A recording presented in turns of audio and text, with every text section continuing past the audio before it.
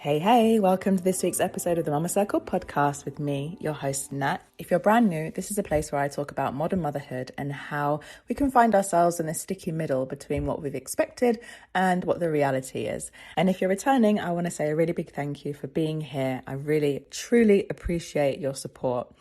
So this week, I shared a video over on TikTok, which has since gone viral, which is always lots of fun. But it was basically about the financial cost of motherhood and that it actually costs more than we think it should, and basically highlighting a few things that I think should form the basis of a good conversation that we have, in the best case, before we start having children. And one of the comments really stood out to me. And it came from a mum who said that she had 3 degrees, but was now earning 50% less than she did before having children. And half of that 50% was to pay for childcare. And she was not the only one who had pointed out that she had studied and, built this career and got these degrees and now was basically dependent on her partner. And I think that's because we've been sold a story that is not exactly true. The story that we are told is quite consistent, I think, throughout the Western world. And that is that we should study hard, focus on our education, go to university in the best case, build a career, get all that money, become financially independent, because there are things that we want to enjoy in life, right? Maybe we want to travel, maybe we want to buy a house. And ultimately, the goal is to have enough money over time so that when we get to our old age or middle age, whatever your goal is, we can retire well. Essentially, we are given the idea that the harder we study, the better career that we build, the stronger our financial trajectory will be, the higher and higher that will go. And I don't think it's wrong insofar as education is really important. Education for women and for girls is huge because it gets us on an equal footing or more of an equal footing with men. And careers also matter. We have the right and the passion, a lot of us, to really build something that is for us that we enjoy doing. And financial independence absolutely matters for so many reasons. But I think that when we're thinking about this trajectory, there is something that we really rarely acknowledge, and that is the fact that motherhood changes it. So there is something called the motherhood penalty, which is exactly what it sounds like. It's a penalty that we pay when we become moms, where our earnings fall after having children. On the other hand, there's something that's known as the fatherhood premium, which is the evidence that supports the fact that a man's earnings often stay the same or actually increase after becoming fathers. And what's really striking about the motherhood penalty and the fatherhood premium is that it's not simply a story of both parents earning less while they're adjusting to family life. The evidence itself really shows that it's overwhelmingly moms whose earnings fall after having children. Dads just don't experience the same sustained decline. So there are some stats on the motherhood penalty which I wanted to share with you, and they're quite shocking. So in the UK, 5 years after having their first child, mums are earning on average 42% less per month than before they became mums.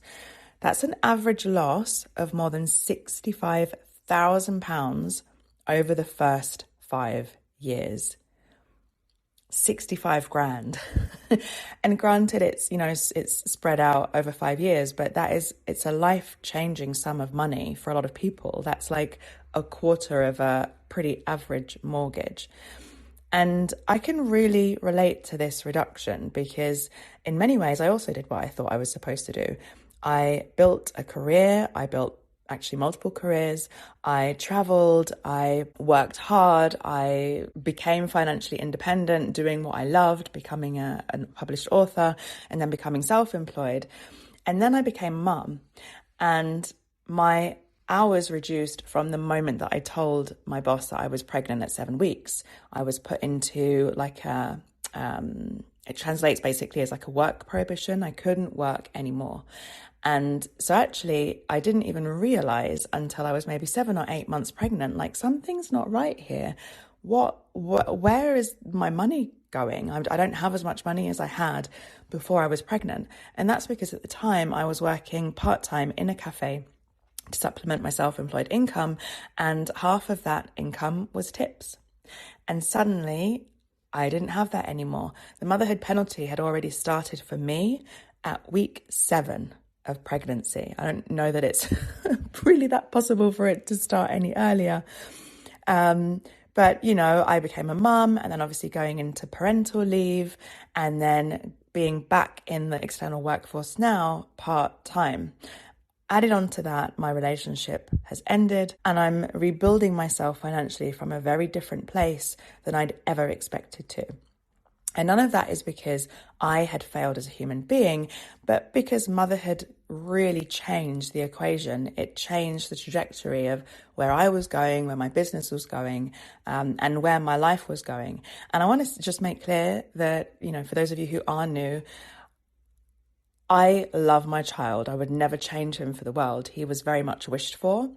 And I wish that we would have had certain conversations beforehand. I wish that there just would have been another level to the financial literacy that I had worked so hard at building and learning, because there are things that we just don't consider when it comes down to motherhood. And I think that's because when we think about how much does it cost to raise a family, we think about things in the beginning like, nappies and nursery fees and prams, and to a certain extent, the fact that we're going to be out of the workforce for like a year and a half, 6 months, however long your maternity leave is. But the biggest cost is actually so much less visible, because it's the change in your financial trajectory. If you think about a graph, like it's just a simple line graph, we come out of education and then we expect that trajectory to go up. We start out at the beginning of our position, our career, and we gain experience and we get promoted. And then as time goes by, we go up and up and up on this graph. And that's what we are told should happen. That's why we bother to get a degree in the first place, unless it's something that we absolutely need, like to become a doctor or a lawyer or a surgeon or whatever. You get the education, you gain experience, you get promoted, you earn more, you save more, you build a pension, your career moves forward, up and up and up. And if you were to have 2 lines on that graph, then the man and the woman would start kind of roughly the same place, entry level salary, roughly the same place. Both trajectories would be forecasted to go up, but as I've mentioned before, there is just a gender pay gap, regardless of whether you have children or not. And so actually the man's graph would rise much steeper than the woman's graph. What's really interesting is that when you look at the graph of women who become mums, of course, somewhere around the middle, which is usually around the kind of like 30s, late 20s into the 30s, early 40s, that trajectory stops because they've now had children. And it makes sense. We have to stop. We have to give birth, and then we have a period of maternal leave, and, or we decide that we want to stay at home and raise the kids until they go into school, whatever it might be. And so what actually happens is that the woman's trajectory will stop either for the rest of her life or for a certain amount of time. It may start to rise again, but it will rise slowly in the most case, or it will actually go down. And this isn't because we're somehow less capable. It's not because we're turning up to work tired all the time, which is for a lot of us really quite true. And it's certainly not because any of us are less ambitious. That can be the case, but it often isn't. It changes because motherhood changes the way that so many of us are able to participate in paid employment. And that's exactly what the research shows as well. So the stats that I'm sharing, by the way, all come from the UK's Office for National Statistics. And when it comes to employment after having children, these stats show that after having their first child, women are up to 15 percentage points less likely to be in paid employment at all. For some, work stops completely. And in those cases, they might be people who are having multiple children or just decide that actually they would rather be a homemaker than go out into the external workforce. But for those moms who do go back into work, that research also shows that working part-time dramatically slows your wage progression. And I think on some level we can intellectually understand that. because we're maybe going to go back to work part-time because one of us, usually the mum, needs to also be there to look after the children. And it kind of makes sense that the person who is earning the most amount of money should be the one who works full time. And because of that gender pay gap that starts from the get-go, the one who's usually earning the most amount of money, not always, but usually earning the most amount of money is the dad. But it's not just that salary is less because of the fact that they're working part-time. That salary remains lower because they're missing out on things like the promotions that build up over time, the opportunities, the maybe being able to get involved in a specific project that has additional bonuses, maybe not being able to work on Christmas or New Year's Eve or whatever it might be, where there might have been additional bonuses coming in. There are years when your career might otherwise have really accelerated, and unfortunately for a lot of women, those years coincide with the years that we then decide to have children. We've got our 20s and our 30s to really build our wealth. For those of us who are really concentrating on that, that means, really investing and letting compounding help build our wealth, but also just concentrating on our careers, maybe switching jobs, maybe sometimes taking a less of a salary in a job that we know is going to have longer term benefits. And also, speaking of benefits, not to forget that we're not just talking about the money that comes in to your bank account each month, but also the peripheral benefits that you get, the healthcare, the well pass, whatever it might be. All of these things add up to financial reward. And that's also why the man's trajectory goes up really steeply in those years, because it's the same thing. They've also just left whatever education they've been doing, and now they're doubling down on their careers. What's really interesting is that those women who are highly educated, the women who have got multiple degrees, maybe even master degrees and PhDs and all of the rest of it, they are not necessarily protected from this, which kind of goes against the argument that you should study and get the highest caliber of education in order to protect yourself financially throughout your life. Because the research shows us that the biggest divergence in earnings happens after the first child arrives. The degree is not the problem. You can have multiple degrees, have your children, your degrees are still going to be there. Your career is still going to be there. Your job maybe is still going to be there. But motherhood has completely changed things. Something that has become really clear to me in the last kind of year or so is that we need to look forwards. I think it's very easy for us to get caught in the day-to-day, the month-to-month, what's coming in, what's going out.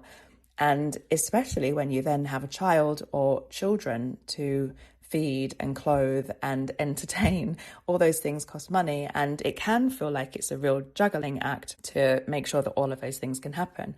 And so it's very easy just to look at, okay, what is this month's budget? What's next month's budget?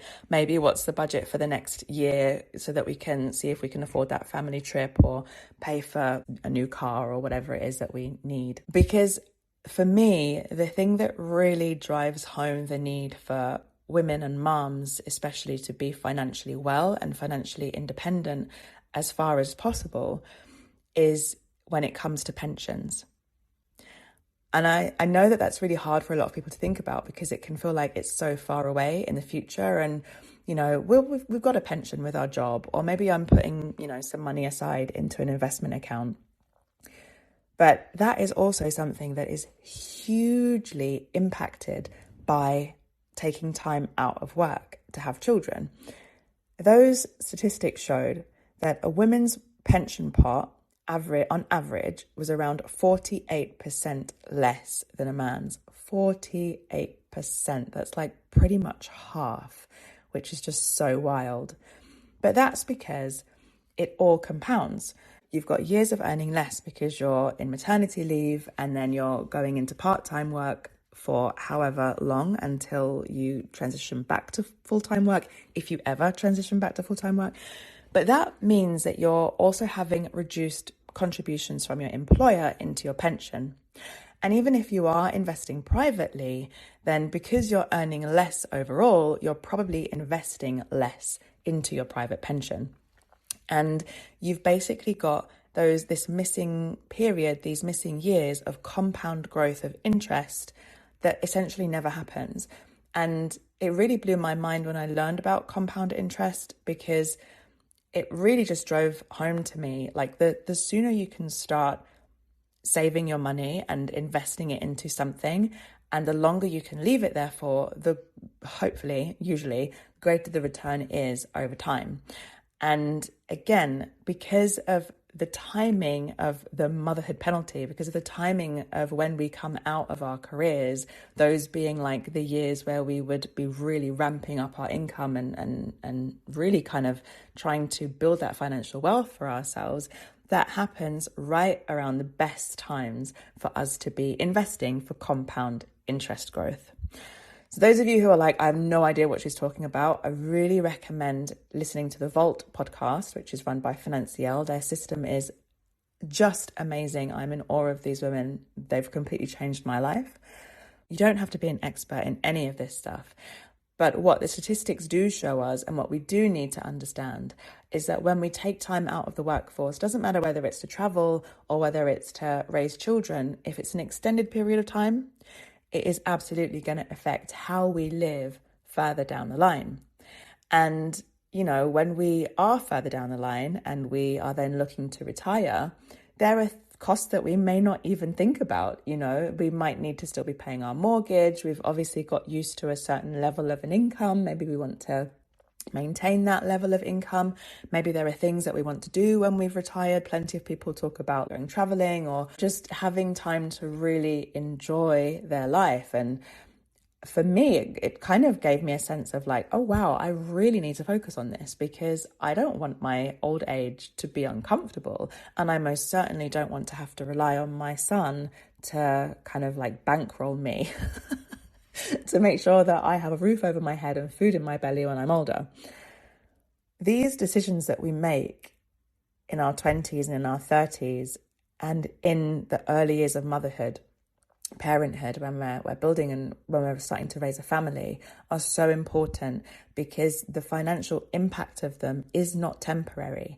We might think that it is. We might just be telling ourselves, I'm only going to work part-time until they go until they go to school, or we'll have our 3 kids relatively close together and, you know, it'll only be for a few years. But we're talking about anything between 1 and like 6, 7, 8, 10 years, depending on how many children you have and how long you want to be at home with them for. That's a really big amount of lost earnings.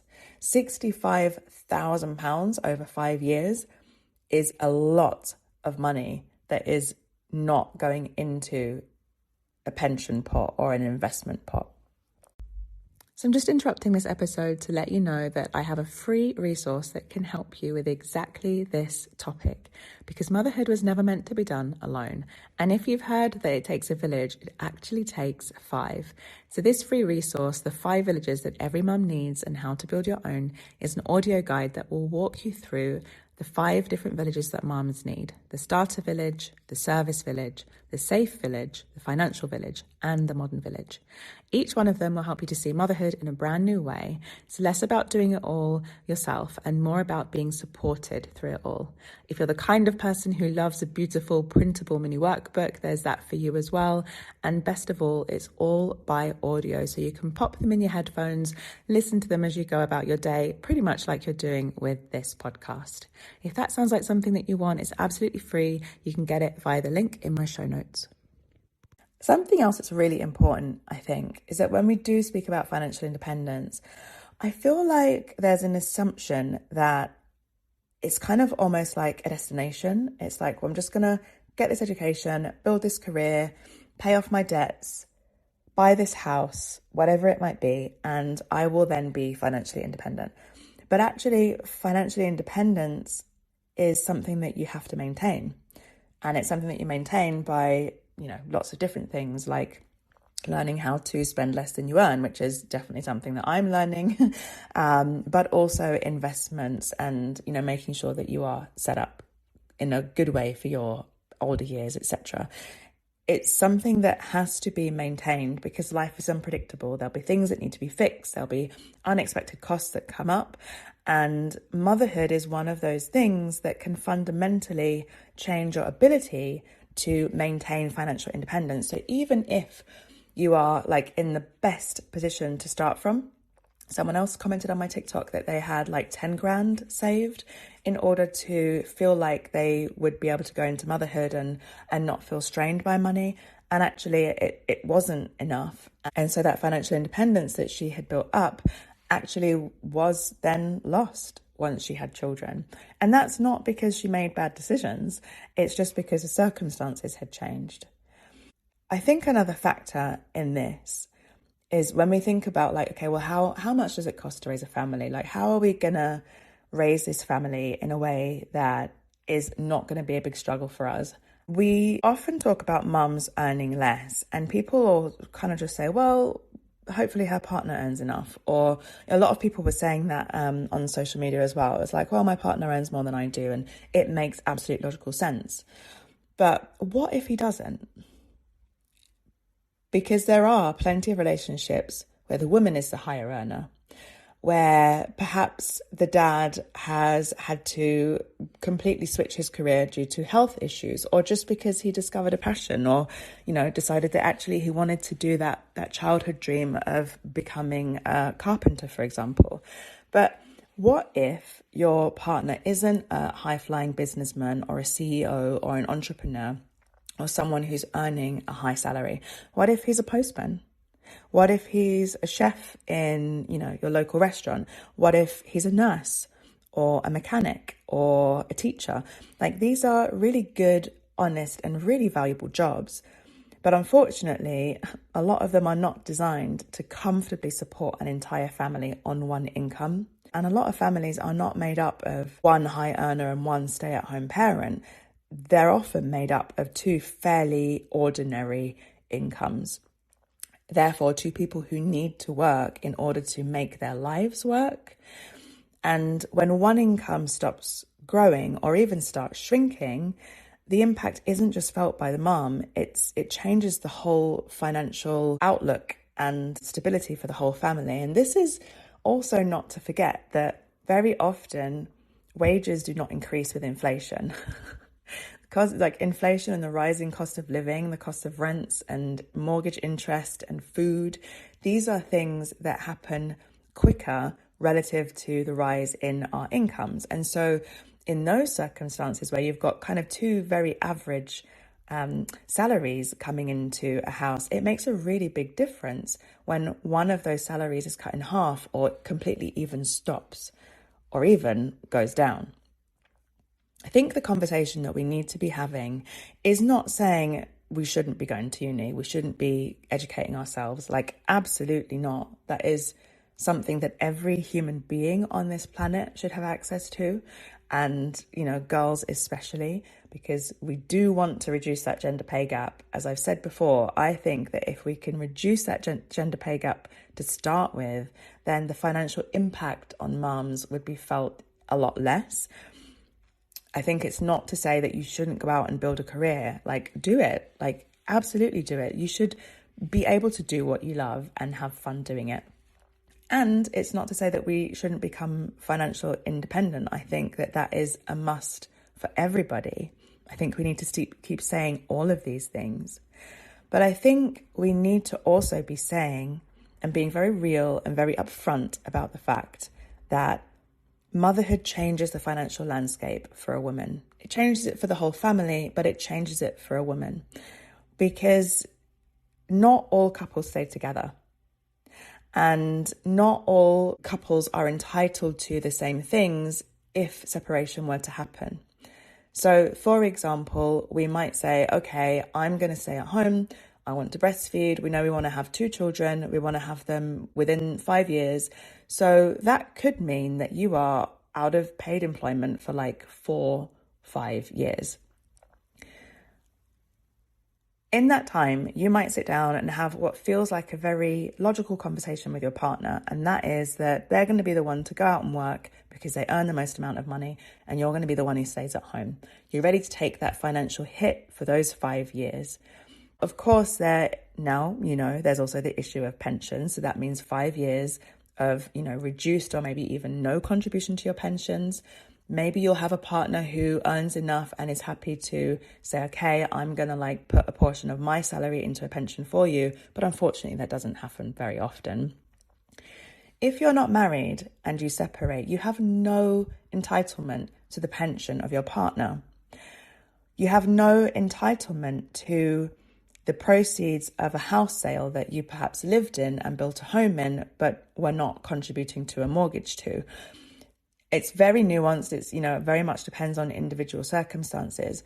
But I think we need to just look at financial independence as a whole and as it being something that safeguards not only the woman now in those motherhood years, where she is not earning her own money, but maybe would have money saved up that she can, use as her own, but also what does it look like if they were to separate?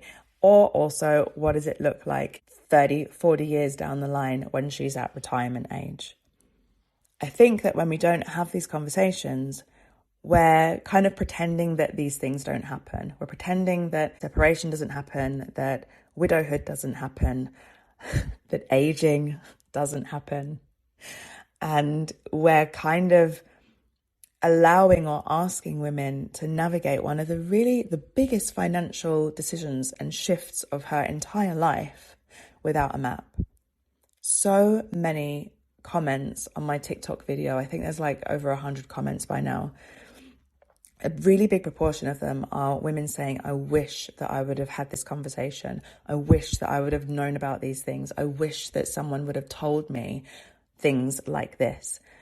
And this is exactly the reason why I've started this podcast and why I'm so passionate about it. Because if we don't speak about our experiences, then we don't know them. We can't learn what we don't know. And I always feel so happy when I get feedback from women who listen to this podcast who are not yet moms, but who are in the process of deciding whether they want to start a family or are actively trying to start a family, because these are conversations that are giving them new perspectives of things to think about.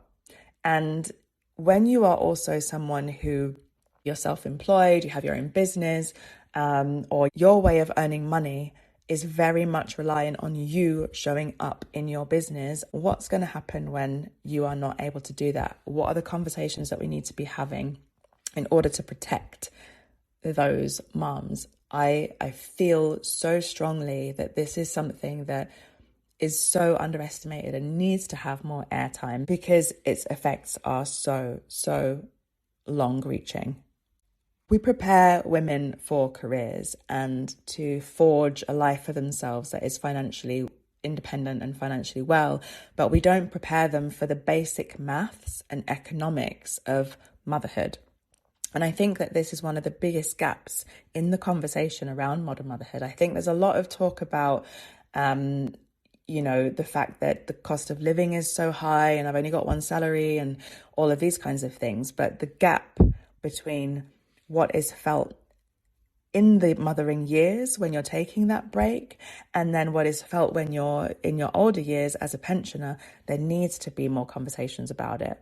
So as I say, if you are fascinated by all this and if you've got light bulbs going off in your head, I highly recommend checking out the Vault podcast by Financial. They've got a lot of episodes where they really talk in detail about this and give examples of conversations that you might have, etc. Because I think that the more that we can talk about these things openly before we're in the middle of it, the better the chance that the family can make informed decisions together. And, money is a really big deal in a relationship. And also just think about the reduction in arguments, the reduction in stress, maybe even the reduction of the chance of separation because you've had these really in-depth conversations and really put together a plan so that you are financially well and healthy while you're doing a really important job of raising children. So I hope that you found this episode really helpful and useful. Please do send it to every mom that you know. Put it in your mom WhatsApp groups and also share it with people who you know who are actively trying or maybe thinking about starting a family. Because as I say, the earlier we can have these conversations, the much better off we will be. Thank you so much for being here with me. I've loved this topic. It's something I can speak about all day long. I really appreciate you being here, and I look forward to seeing you for the next episode.